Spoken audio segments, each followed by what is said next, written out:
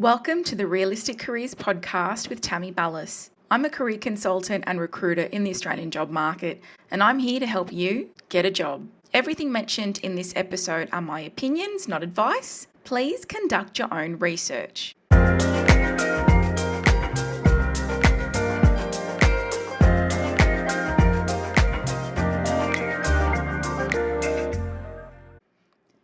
Today, we're tackling a topic that makes people nervous, but absolutely needs an honest conversation. How do police records affect your job prospects? I'm talking about this from the recruiter's seat, not a lawyer's. I believe people can be rehabilitated, but lots of employers require police checks, and your past can affect whether you get through. Let's unpack what it actually looks like. Why do employers ask for police checks? First up, why employers care.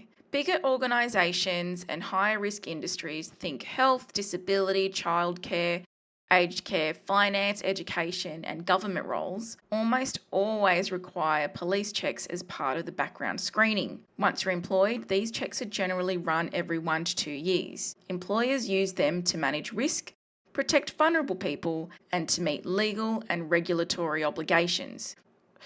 That's why healthcare, disability support, and child-facing roles are strict. They're protecting people who can't protect themselves. From a recruitment process point of view, here's how it usually works. The organisation will either request the check and pay for it, or they'll use an accredited provider. I used Sterling and Fit to Work in previous roles, and the result comes back to the employer. Employers prefer to use organisations to check so they know it's legitimate and that they own the record. Yes, people used to bring their own police certificates to interviews, but with document fraud and Photoshop, that's very risky. That's why most employers run the check themselves. Now, not all offences are treated equally. The severity, recency, and relevance to the role matter. A decade-old minor traffic offence is different from an assault or fraud charge. But, and this is important, some organisations are extremely risk-averse. For example, one offence in certain roles can be an automatic no-go. In others, there's room for consideration. Also, honesty matters. If you answer no to having a record and one shows up,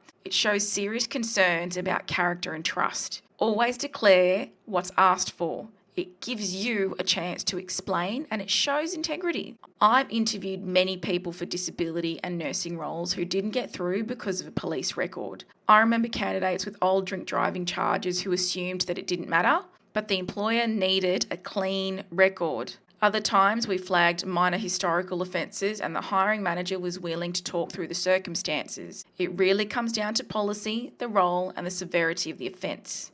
If you have a record, be strategic and honest. When asked on application or in interview, disclose briefly and factually, and then pivot to what actually matters now. Here's a short script that you can adapt. I want to be upfront. I have a charge from the year 2013. It was a minor drink driving charge. Since then, I've completed rehabilitation, education, community work, and I've got a full, clean driver's record. I've held steady employment and I have strong references. I understand the employer's concerns and I'm happy to provide referees or documentation. Give context, show responsibility, and show what you've done since. Offer evidence, references, program completion, employment history. That goes a long way. If you're worried about a record, here's what to do next. Be honest and early. On application when prompted, gather evidence of rehabilitation. Courses, letters from employers, volunteering, parole completion, community service records. Prepare strong referees, someone who can vouch for your current character and reliability. Understand the industry policy. Some sectors are non-negotiable. Others allow discretion. Ask recruiters or check the role description. Consider roles with fewer restrictions while you rebuild your record and references. And of course, get professional advice. If you're unclear about legal options like record removal or spent convictions, I'm not a lawyer, but a solicitor can help you with that. I want to say this clearly. I believe people can be rehabilitated. Employers also have to manage risk. The balance between fairness and safety is messy, but being transparent and showing evidence of change is the only realistic path to getting considered. Just to recap, police checks are common, especially in high-risk industries. The result depends on the offence, the role, and the employer's policy. Honesty and evidence of rehabilitation matter. If you've got a record, prepare to explain it. Gather references, be ready to show what you've done since.